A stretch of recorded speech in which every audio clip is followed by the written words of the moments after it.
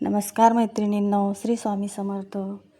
चला, आज आपण हिरव्या चण्याची भाजी बनवणार आहे मुलांना टिफिनवर देण्यासाठी. तर त्यासाठी बघा, मी हिरवे चणे घेतले, हे एक कांदा कापून घेतला आहे, एक टॅमॅटो घेतला आहे आणि थोडीशी कोथिंबीर, आलं आणि लसूण.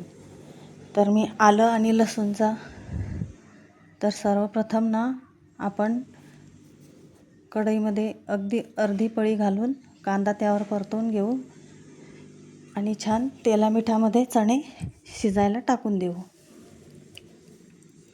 म्हणजे आपला मसाला किंवा आपलं धन्याचं कूट करेपर्यंत ते छान शिजतात आणि पटकन होतं. मग कांदा परतवल्यावर त्यावरच थोडंसं मीठ आणि हळद घालून घ्यायचं आणि त्यामध्ये चणे टाकून द्यायचे, चणे आणि टॅमॅटो. बघा, अशा प्रकारे झाकण ठेवून थोडंसं त्यावर पाणी घालून घ्यायचं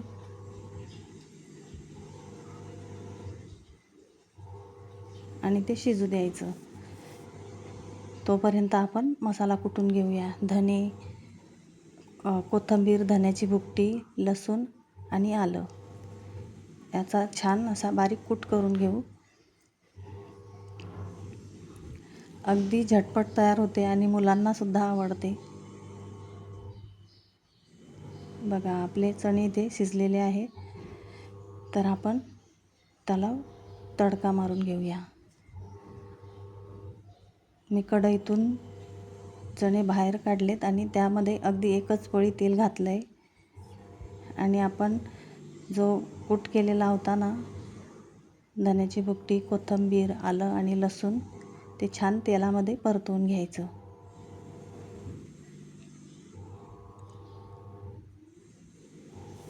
त्यामध्ये थोडासा घरगुती मसाला घालायचा. ही भाजी टिफिनवर द्यायची, त्यामुळे मी अगदी थोडासाच घातलेला आहे.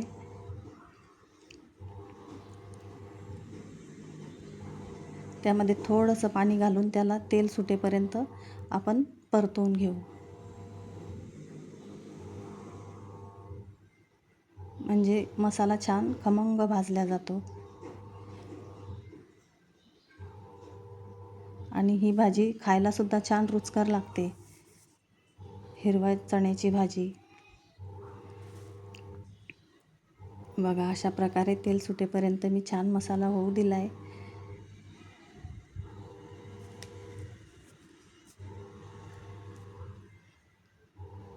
नंतर आपले जे शिजलेले चणे होते ना, ते त्यामध्ये टाकून द्यायचे आणि वाफ काढून घ्यायची.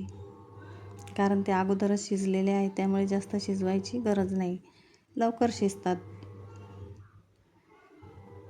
जास्त कोरडी पण नाही, जास्त रस्सा पण नाही, अशी टिफिनवर द्यायला लिबलिबीत भाजी अशी मुलांना खूप आवडते.